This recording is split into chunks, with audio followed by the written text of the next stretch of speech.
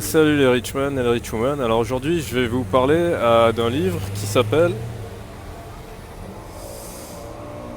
Arrêter de fumer, la méthode simple pour arrêter de fumer de Alan Carl. Et comme vous pouvez le voir, je suis précisément en face du service funéraire de la ville de Paris et je trouve que c'est très approprié parce que je remonte le livre. Bah, fumer ça tue, au cas où on le savait pas, hein, je le rappelle. Donc le bouquin donc, de Alan Carr, qui a été écrit par Alan Carr, donc forcément, il faut savoir que Alan Carr, donc c'est en 1983 qu'il a écrit ce livre-là, parce que c'est en 1983 qu'il a décidé d'arrêter de fumer. Il faut savoir qu'il fumait une centaine de clopes par jour, donc c'est équivalent de 5 paquets par jour, donc c'était, on peut le dire, un cendrier ambulant.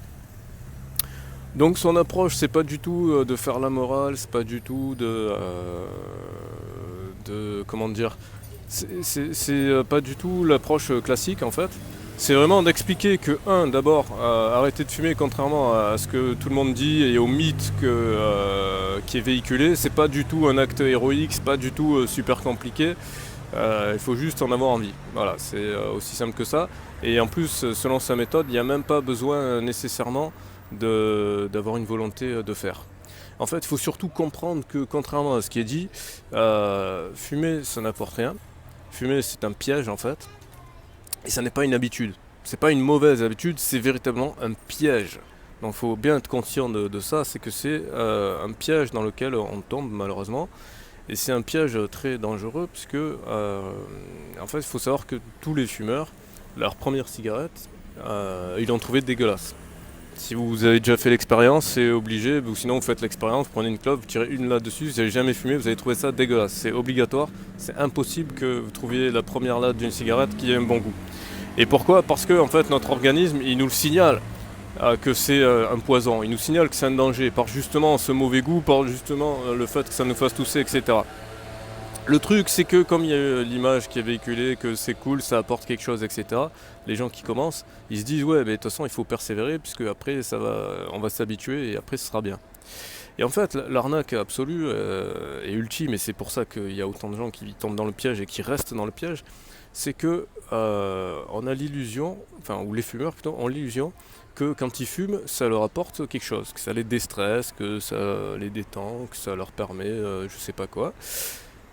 Et en fait, c'est une illusion parce que ce qu'il y a, c'est que dès la première cigarette, on descend à moins 10% de son degré de satisfaction personnelle. Évidemment, tout le monde a des hauts et des bas, donc on va partir du principe qu'un niveau de satisfaction égal avant de fumer. Et la cigarette permet de remonter de 5%. Donc ce qui fait que du coup, au final, on est toujours à moins 5%. Et en fait, ce qu'il y a, c'est que quand vous fumez votre cigarette, ce qui se passe, par exemple, les gens qui disent ouais, la clope du matin, c'est trop bien, etc., j'en ai trop besoin, etc. Ben oui, en fait, ce qu'il y a, c'est que la nicotine, il y a la dépendance. Pendant toute la nuit, vous fumez pas, donc vous avez cette dépendance. Donc en fait, à chaque fois que vous fumez, vous simplement, c'est comme le principe de la dette en fait, c'est exactement ça. C'est comme si on s'endette pour rembourser une dette, c'est pareil. Fumer, c'est exactement ça. C'est s'endetter constamment pour rembourser la dette initiale qui ne sera jamais remboursée. Sauf le jour où on va décider d'arrêter. Voilà. Donc moi, ce que je vous recommande, parce que de toute façon, je vais faire ça tout ce mois-ci. Donc oui, je signale pour ceux qui suivaient, le challenge précédent est annulé parce que je trouve que c'est plus important d'aider les gens à arrêter de fumer plutôt que d'aider les gens à apprendre des langues. Même si c'est très intéressant d'apprendre des langues étrangères, je pense que c'est beaucoup plus intéressant d'arrêter de fumer, et beaucoup plus utile à la société. Voilà, donc n'hésitez pas à laisser des commentaires, surtout voilà, si vous êtes fumeur pour dire je suis d'accord, je suis pas d'accord, j'ai essayé, j'ai pas essayé. Si vous avez des méthodes, des conseils, n'hésitez pas. Moi je tiens à préciser qu'un truc très important, c'est que je ne suis pas fumeur. Alors il y a plein de gens qui vont dire non attends, what the fuck, tu me prends pour des débiles, qui t'es pour parler de ça? Justement, mon approche c'est là c'est le premier livre dont je vous parle, mais il y aura d'autres livres dont je vais vous parler. J'ai commandé 9 livres différents sur Amazon qui traitent du sujet.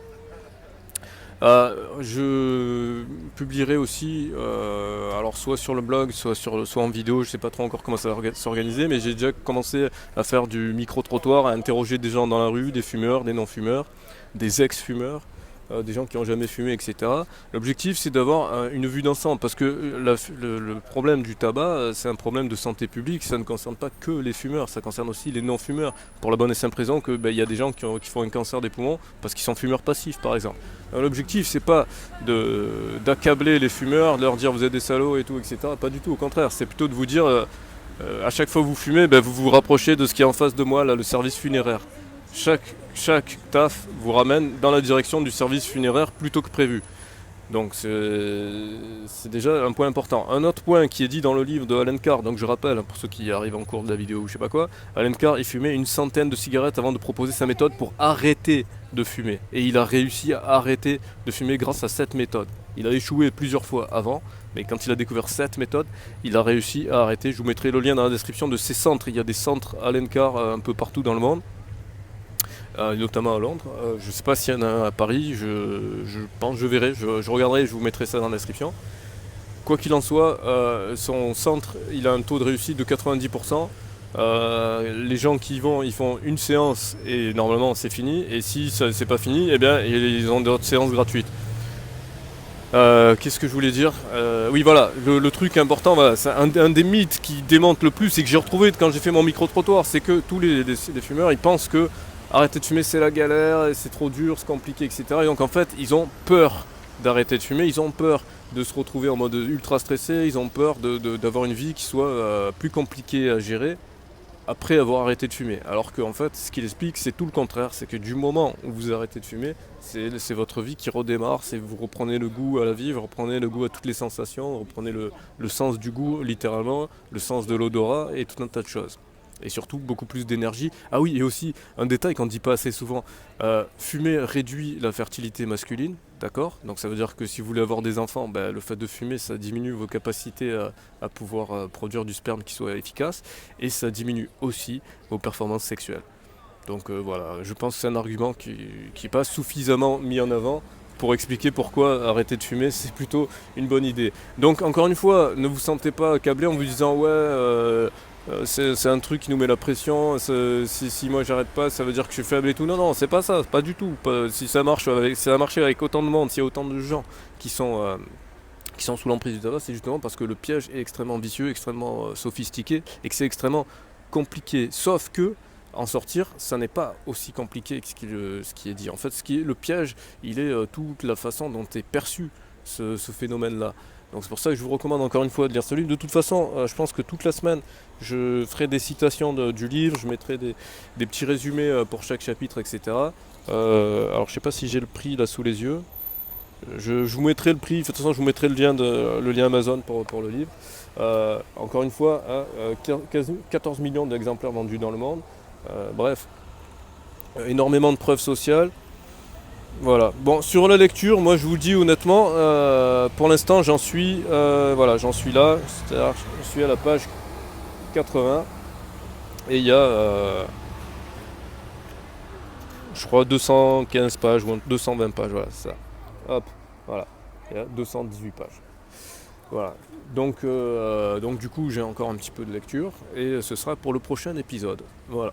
À bientôt, donc n'hésitez pas à vous abonner pour suivre la suite de ce challenge. Donc là c'est le challenge je me suis engagé auprès de 2 personnes pour parvenir à les aider à arrêter de fumer d'ici 30 jours maximum.